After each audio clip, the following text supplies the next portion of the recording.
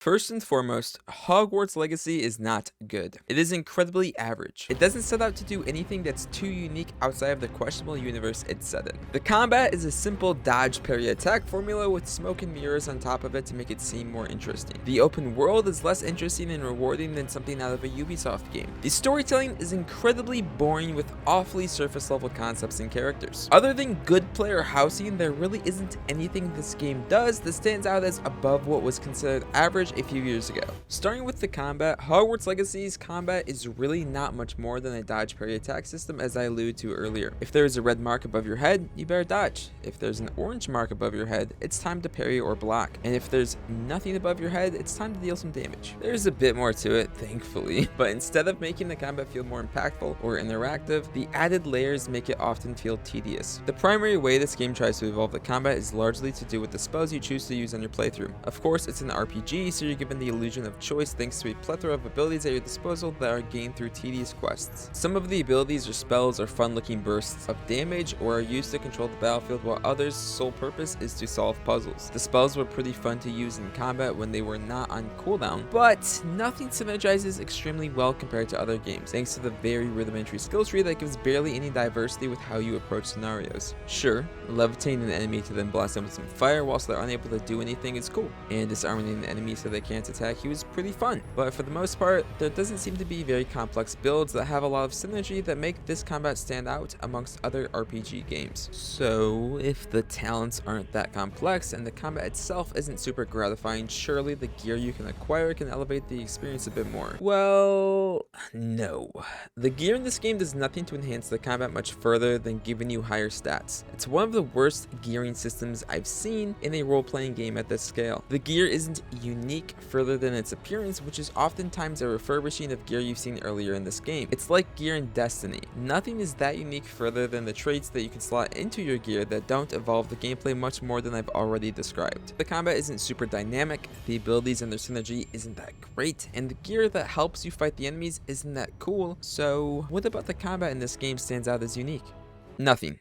The answer is nothing. I guess it is unique in that it's a ranged dodge parry attack game instead of a melee one. Really quickly, I forgot to talk about the bubbles that surround enemies that encourage you to use spells from different classes by forcing you to use red spells for red bubbles or purple spells for purple bubbles, etc, etc. But honestly, I think the reason I forgot to include this is because of how avoidable this mechanic is. Using the environmental damage laid throughout the game or a simple attack that's available after a parry immediately trivializes this mechanic by also bursting the bubbles.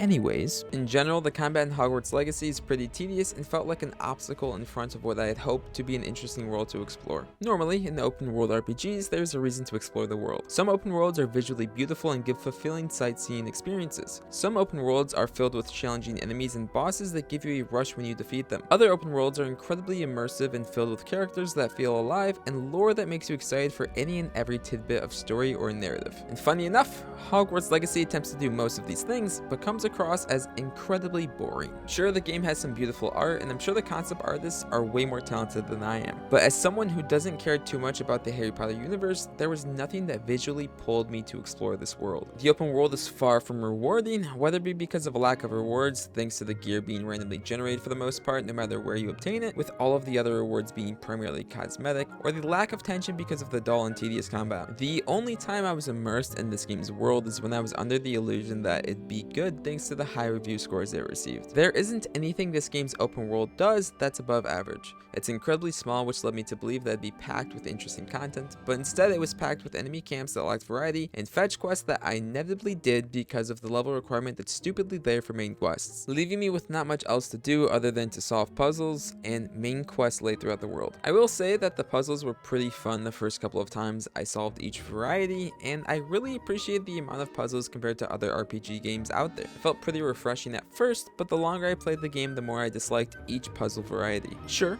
there seems to be a larger emphasis on puzzles compared to other RPGs out there thanks to the spells given to you. But oh my fucking god, if I have to solve another first grader's fucking math equation, I'm going to go insane. So what about the main quest laid throughout the world? Did they add to the experience? Did they make me want to explore the dry world and go through the obstacle of combat? Spoiler alert, no. The story in Hogwarts Legacy, much like everything else in the game, is boring.